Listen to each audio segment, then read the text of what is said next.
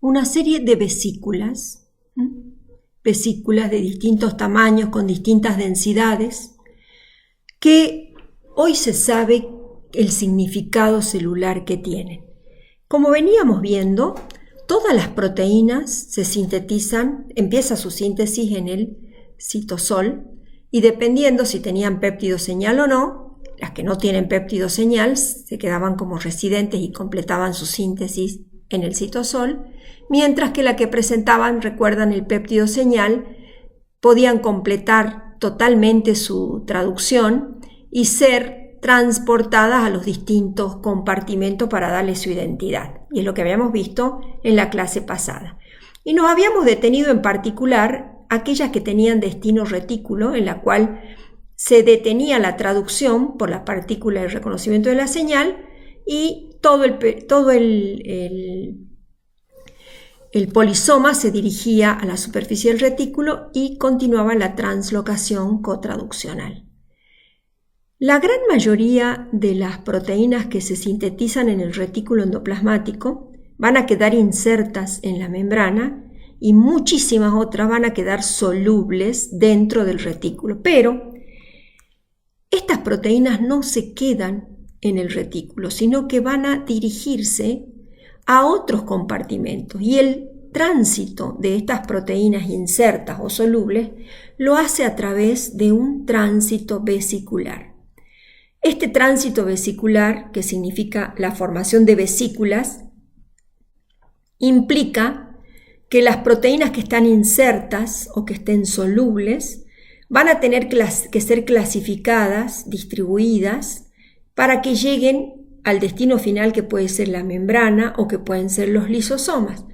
Se imaginarán que las proteínas de membrana no son exactamente las mismas que los de los lisosomas. Por lo tanto, hay todo un proceso de clasificación de estas proteínas que no se realiza exclusivamente en el retículo y que implica un tránsito de vesícula e implica otros organelos, como por ejemplo el aparato de Golgi, que es el que vamos a estudiar en esta oportunidad.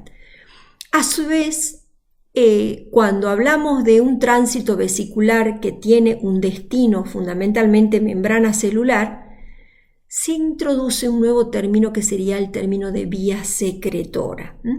¿Qué significa una vía secretora? Es llevar proteínas solubles como de membrana desde el retículo hasta un destino final, que puede ser la membrana o los lisosomas.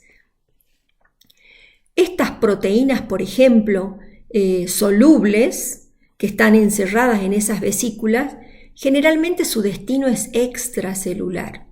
Forman lo que se llaman los componentes de la matriz extracelular. Entonces, cuando está exportando proteínas solubles, estamos hablando de un proceso que se llama de exocitosis. Entonces, vamos a ver cómo en todos estos procesos vía secretora, procesos de exocitosis, están implicadas vesículas que contienen proteínas que se han sintetizado por translocación cotraduccional a nivel del retículo endoplasmático.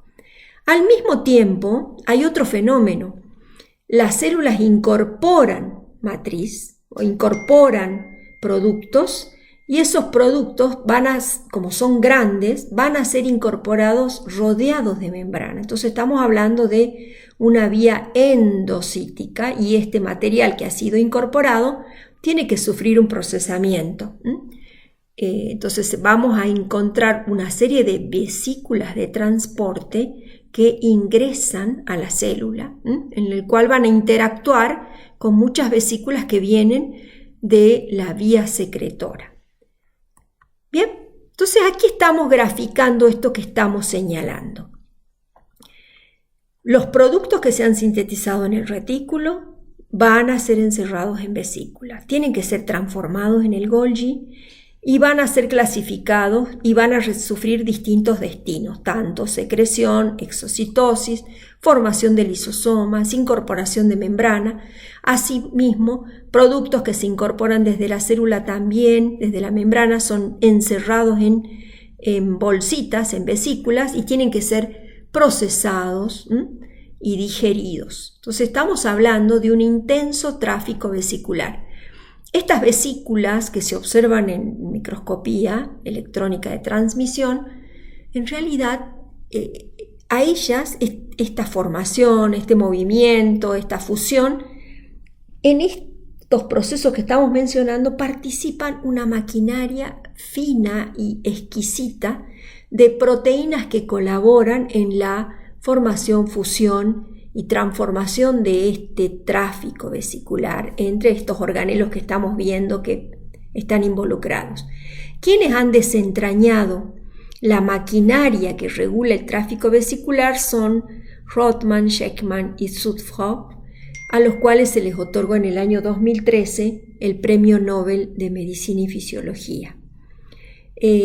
Los descubrimientos que hicieron estos tres investigadores permitió desentrañar muchísimas enfermedades en las cuales este tránsito vesicular está impedido o está defectuoso. ¿Por qué? Porque está fallando alguna proteína que colabora en la formación y entonces eso permite acumulación o falta de degradación de proteínas o de organelos que estén deteriorados. Entonces, los descubrimientos de biología celular y de investigación básica iluminan la interpretación de muchos diagnósticos de enfermedades. Eso es lo que vamos a conocer. Entonces, vamos a empezar a presentar a las vesículas. Estas vesículas, como les decía, aquí para terminar de cerrar la introducción, van a ser fundamentales porque a las células les van a permitir comunicarse, por ejemplo, por vía exocítica. Se acumulan neuroreceptores, neurotransmisores, que se forman, la mayoría son polipéptidos, se han sintetizado en el retículo, van a transformarse en el Golgi, se forman dentro de vesícula y estos neurotransmisores se fusionan y van a producir un cambio. Este es el proceso de sinapsis, un cambio en la célula vecina. ¿Bien? Estos mismos, o pueden darse procesos de endocitosis en los cuales nutrientes se capturan, se encierran en vesículas y después esto va a sufrir un procesamiento. O sea, en el tránsito vesicular están implicados procesos más allá del tránsito en sí, que es procesos de exocitosis y de endocitosis, ¿sí? Este proceso de tráfico vesicular está implicando vesículas membranosas, que incluyen procesos de gemación en la cual se produce la carga del material a transportar, fusión de las monocapas, cierre de la vesícula, transporte de la vesícula y posterior fusión de la vesícula con las membranas dianas. Entonces, materiales que se han sintetizado en el retículo endoplasmático se encierran en vesícula, migran o se mueven hasta el Golgi, por ejemplo, se fusionan y aquí van a ser modificados. Y entre las cisternas del Golgi también van a ir formándose vesículas y van a ir pasando materiales de un destino al otro. Se ha descubierto que las vesículas que, viajan entre estos distintos compartimentos que estamos mencionando, en ellas participan una serie de proteínas citosólicas que ayudan a formar las vesículas y a fusionarlas, a redondearlas. Y estas proteínas citosólicas que están presentes forman lo que se llaman cubiertas, que ayudan a concentrar la carga, a transportar y a darle forma a la vesícula. En las células eucarióticas se han descubierto 4 tipos de vesículas diferentes. ¿Por qué 4 tipos de vesículas? Porque participan proteínas citosólicas distintas, dependiendo la zona en la cual se tiene que formar la vesícula. Por ejemplo, se ha descubierto que las vesículas que se forman en el retículo endoplasmático tienen proteínas de cubierta que son distintas a las proteínas de cubierta que forman vesículas que, por ejemplo, hacen el transporte retrógrado entre el aparato de Golgi y el retículo. ¿En qué se diferencian? En las proteínas de cubierta. Por ejemplo, las proteínas de cubierta que van a formar vesículas del Golgi al retículo están cubiertas de coatómeros COP1. Enseguida los vamos a ver. Las que van del retículo al Golgi por coatómeros tipo 2. Las que transitan entre cisternas del Golgi están formadas por cubiertas de coatómeros tipo 1. En cambio, las vesículas que van a gemar a partir de la cara más periférica del Golgi, que es la cara trans, donde se clasifican, se forman con cubiertas de clatrina. Las cubiertas de clatrina también ayudan a formar vesículas que incorporan materiales para formar endosomas, para hacer la endocitosis. O sea que en la vía de secreción participan cubiertas de clatrina y en la vía de endocitosis participan también cubiertas de clatrina. Aquí no está esquematizado un cuarto tipo de vesículas que son con cubiertas de caviolas. Enseguida las vamos a mencionar, que solamente están presentes en la membrana plasmática. Bien, veamos el primer caso. Tanto las cubiertas de COP1 como cubiertas de COP2, que es el tráfico que hay entre Golgi y retículo o retículo y Golgi, participan unas proteínas citosólicas que las vamos a reconocer. Las citosólicas son, por ejemplo, las SAR-GTP, estas que están acá, y las COP o coatómeros, que son de varias clases. Estas ahora están sobre la membrana, pero estas se encuentran sueltas en el citosol. ¿Cuándo se van a unir?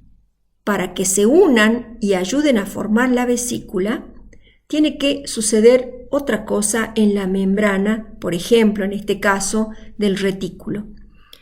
El retículo, ¿se acuerdan que sintetizaba proteínas? Y algunas de ellas, la gran mayoría, quedan insertas en la membrana. Muchas de las proteínas que se insertan en el retículo endoplasmático son proteínas receptoras de carga.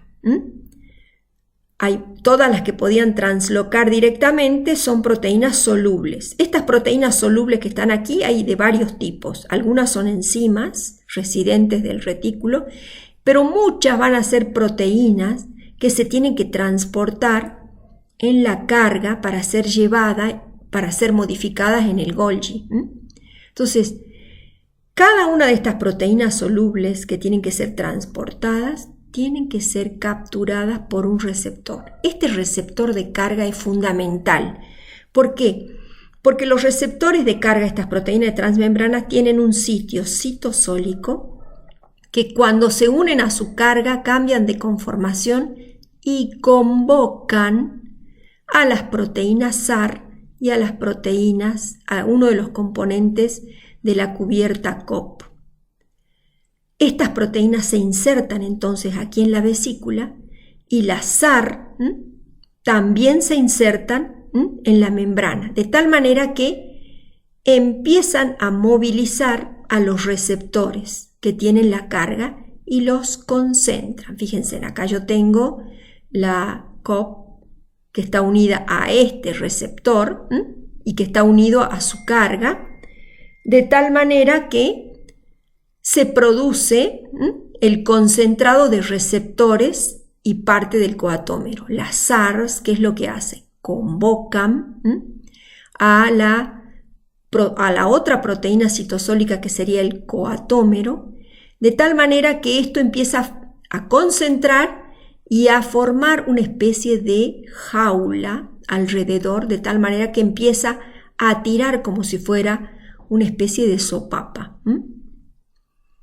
Una vez que se produce la concentración, esto se cierra, la SARS se desfosforila y se sueltan las proteínas citosólicas y queda formada la vesícula. Bien, ya vamos a ver después qué le pasa a la vesícula una vez que está libre, con toda su carga en el interior. Esto es lo que sucede con las vesículas COP en general. ¿Qué pasa con las de clatrina? La clatrina es uno de los componentes citosólicos que en realidad está formado por unidades con 3 patas, estos se llaman triskeliones de clatrina, que están sueltos. Fíjense, estas son imágenes de microscopía. Estas tienen que engarzar una con la otra. Fíjense, acá yo tengo un triskelión que está pintado en verde, otro en amarillo, otro en rojo, y fíjense en cómo van encastrando y formando una jaula. Ahora, ¿esto sobre qué se va a encastrar? Se va a encastrar sobre la membrana. Y aquí, nuevamente, necesitamos otra proteína adaptadora de los triskeliones de clatrina, que son las adaptinas. O sea que en el citosol hay triskeliones de clatrina sueltos y adaptinas. Estas adaptinas son fundamentales porque son las que nuevamente reconocen receptores que están presentes. Pero ¿qué receptor es el que reconoce? El que cambia de conformación porque ya atrapó su carga.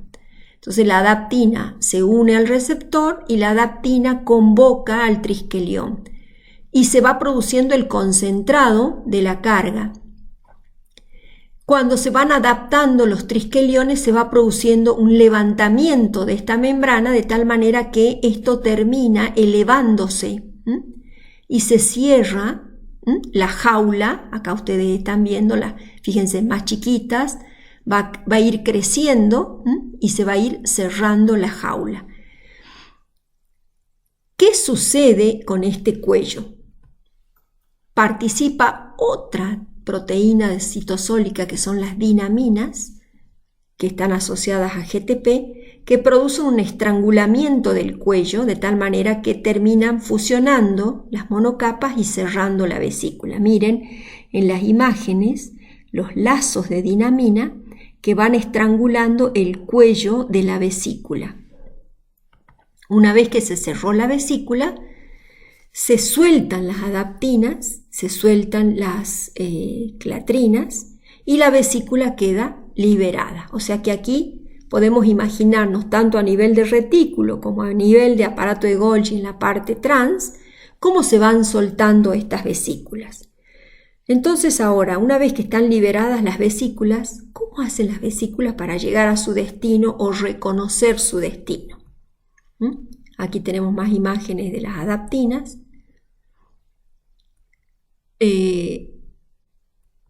Entonces, permítanme, estas vesículas aquí están liberadas, ¿sí?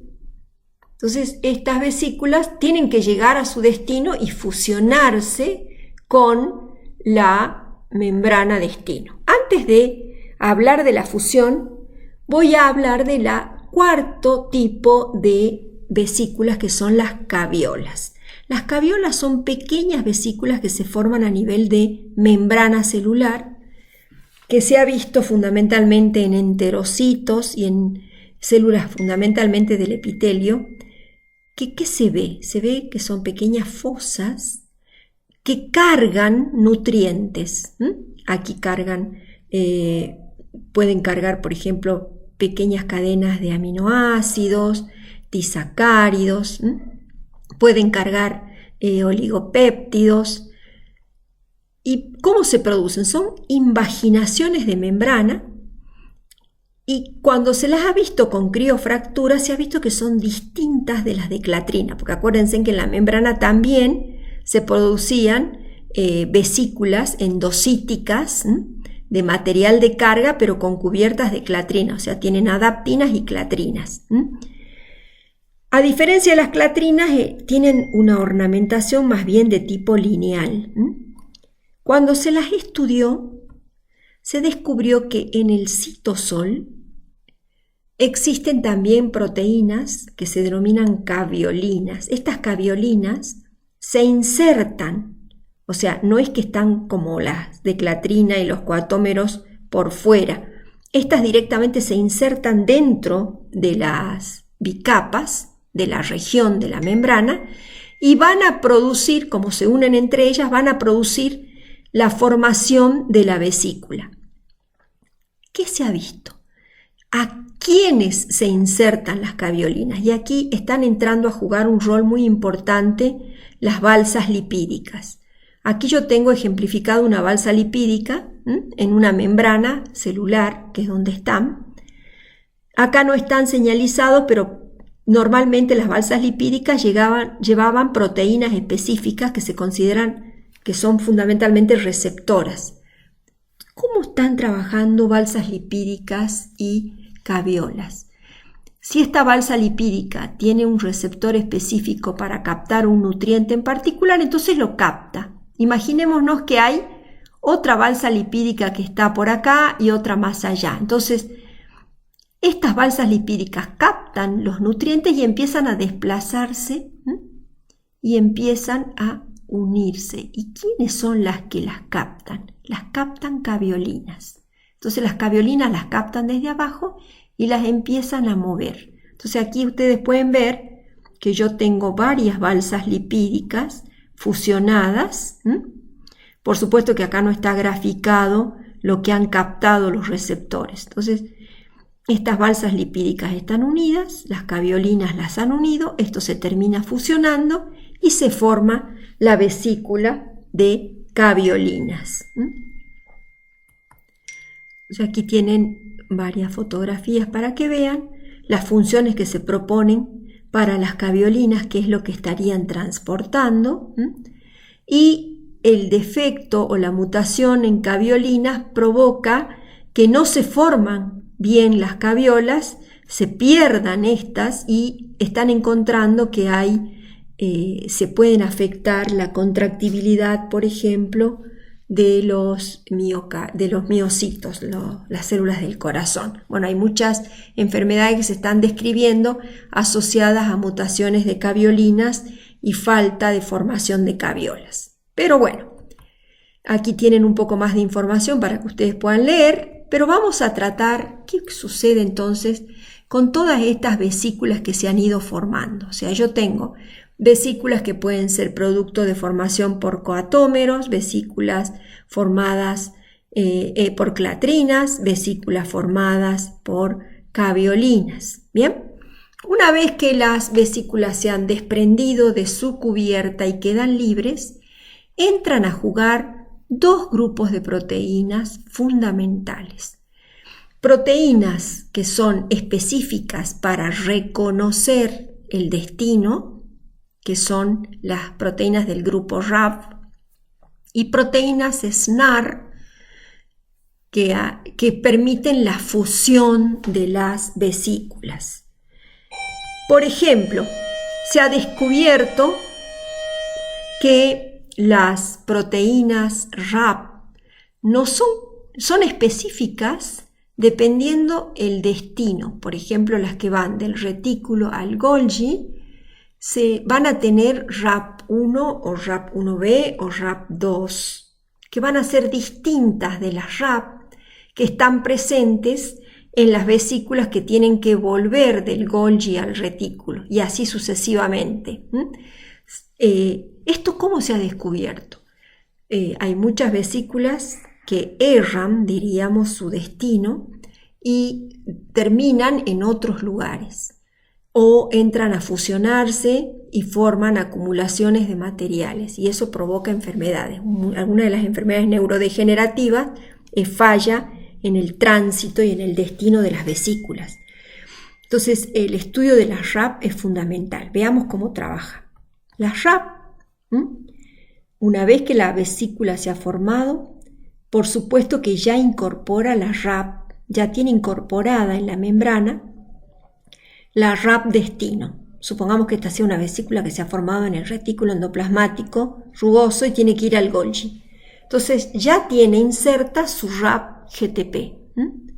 Y también tiene inserta su SNAR, que se llama BSNAR porque es la que está en la vesícula. Por lo tanto, esta vesícula ya sabe a dónde tiene que ir.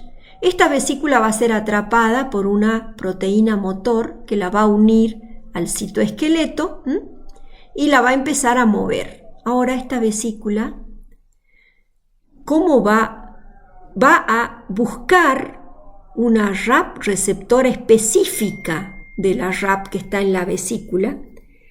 Y es la que le va a decir, aquí es el lugar donde tienes que unirte. Es que está la RAP efectora, está presente en la membrana diana. Imaginémonos que esto es el aparato de Golgi.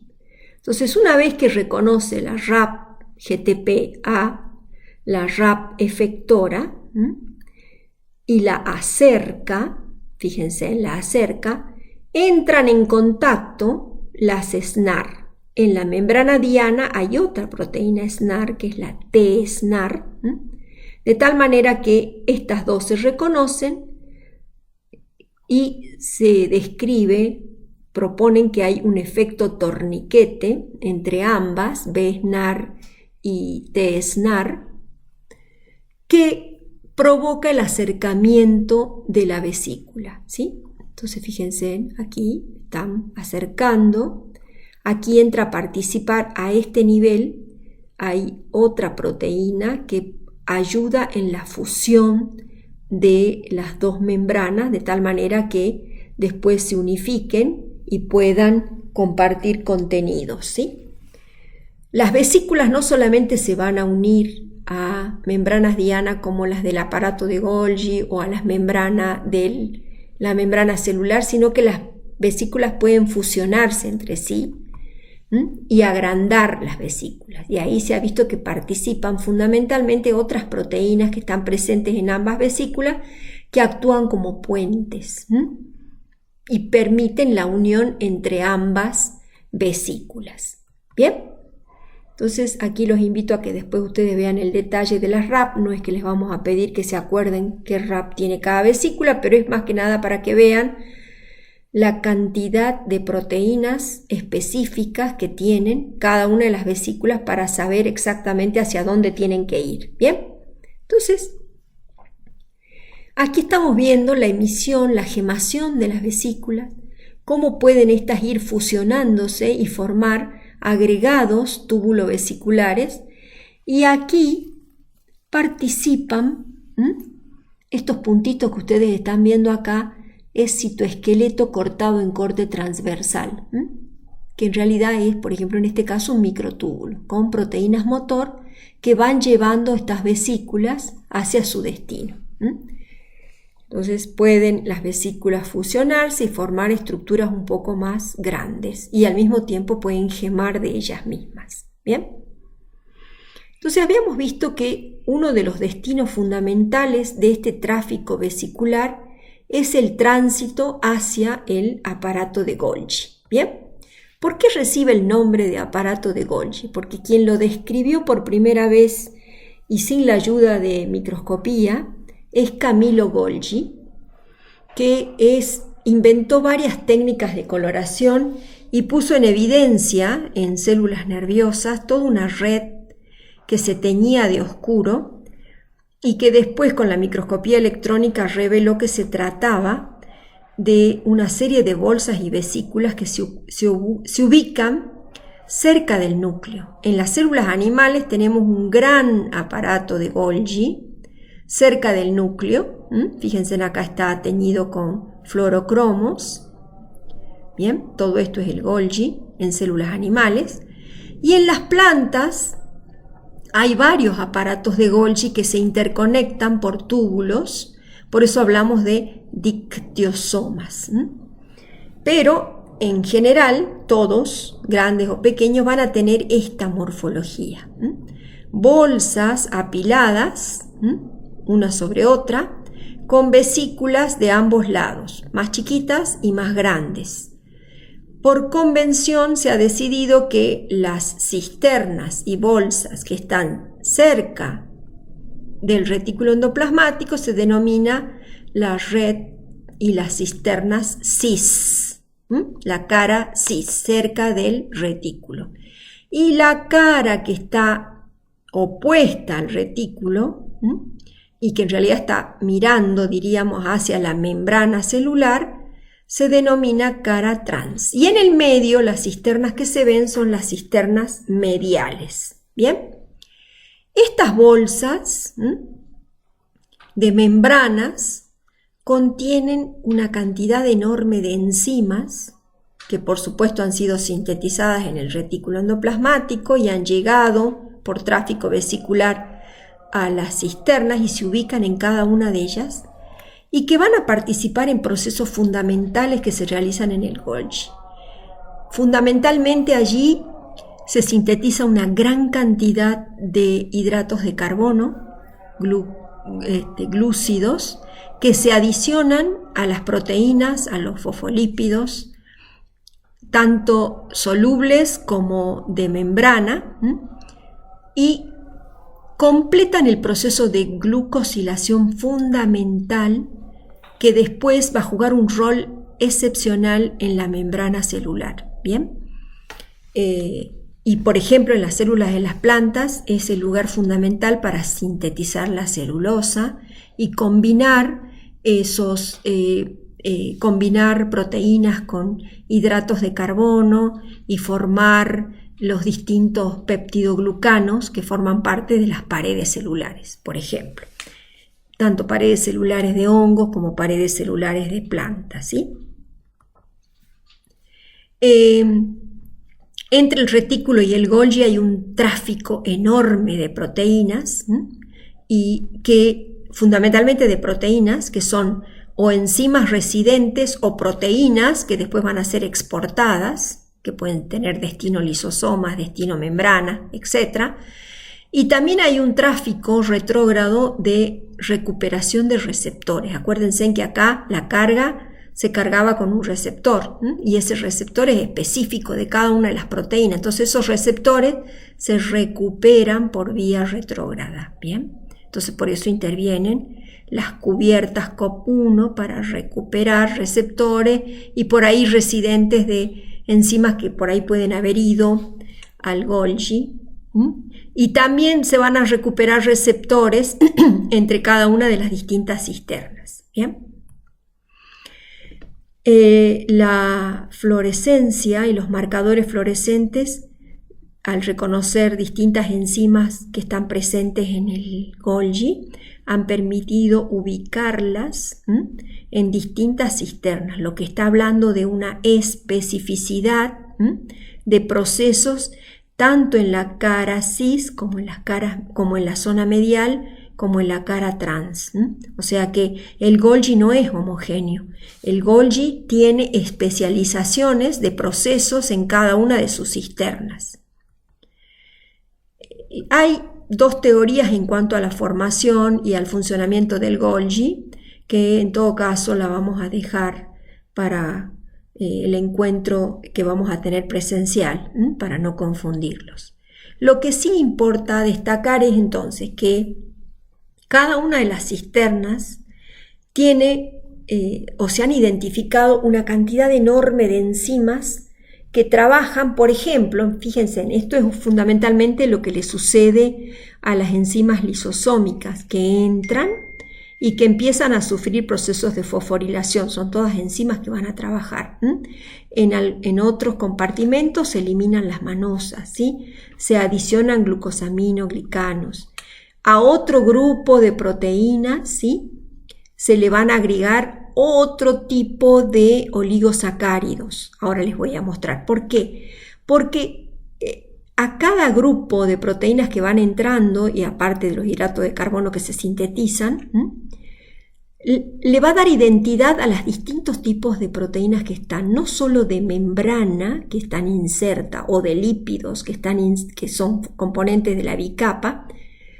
¿Por qué? Porque todo esto después en la cara trans se va a clasificar y dependiendo de la marca que tengan se van a seleccionar. Por ejemplo, todas las hidrolasas se van a seleccionar en vesículas específicas que van a ir a los lisosomas. Las que tienen que ir a membrana directo se van a clasificar en vesículas particulares.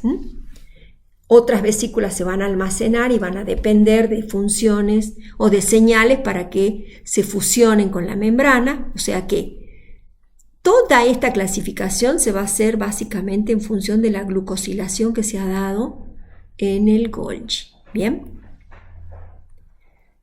Aquí les traigo un ejemplo de la exquisita complicación de adición de glúcidos que se realiza en el Golgi, que después queda plasmado, por ejemplo, en la membrana celular.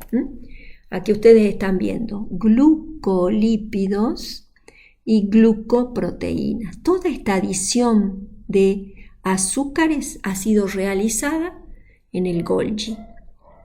Bien. Esta vesícula, que ahora ya está integrada en la membrana, estaba toda completada en la cara trans. Todos estos se han seleccionado para que vayan en la vesícula. Se han movilizado, por supuesto, por fluidez de membrana. Aquí tienen un detalle, un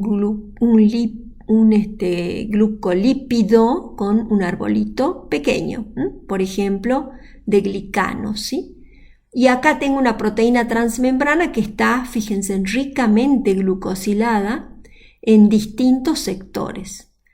Bien, lo que sí es interesante es, por ejemplo, ¿se acuerdan que la glucosilación en retículos se hacía sobre aspargina? Bueno, probablemente estos dos sean los que hasta aquí eran los que traía en el retículo, pero el Golgi le adiciona más. Entonces miren, todos los que están, la glucosilación que se inició en el retículo se inició sobre aspargina. Pero en el Golgi no solamente se modifica y se agrega la glucosilación del retículo, sino que sobre treonina y serina se adicionan nuevos árboles de glicanos. Entonces así se forman glucolípidos y glucoproteínas muy complejos que le da la identidad a cada célula. Las células después se van a reconocer por estos azúcares que están aquí presentes. Y cada uno de estos es la identidad personal que va a tener cada célula y después cada individuo. Si ustedes escucharon hablar de los procesos de histocompatibilidad, que se estudian fundamentalmente para los trasplantes, en realidad no puedo donarle a cualquiera. Tienen que estudiar qué tipo de glucosilación tienen las células hepáticas para ver si va a ser compatible con las células que tengo yo en mi cuerpo. Si no, esto va a ser rechazado. Entonces, esta es la identidad. Entonces, la disciplina que es la glucómica está estudiando todo esto, cómo se adicionan y qué características tienen los distintos procesos de glucosilación en el aparato de Golgi. Bien, hay un artículo en las lecturas complementarias donde profundizan estos temas. Si ustedes si lo leen, va a quedar un poco más claro el proceso de glucosilación y la importancia que tiene la adición de glicanos a partir del aparato de Golgi. Bien. Por lo tanto, en esta parte de la clase nosotros hemos visto la importancia del tráfico vesicular, cómo se forman las vesículas, cómo se lleva a cabo ese transporte vesicular, qué proteínas están implicadas a nivel citosólico, cómo se va produciendo una modificación de los productos, especialmente haciendo hincapié en los procesos de glucosilación y la importancia que tiene el aparato de Golgi. Por lo tanto, ahora, en la próxima clase, vamos a ver cómo se clasifica y los destinos que tienen otras vesículas ya con todos los productos modificados para formar lisosomas, cuál es el rol que tiene en los procesos de endocitosis, cómo se producen los procesos de secreción y los procesos de secreción. Bien, así que finalizamos aquí.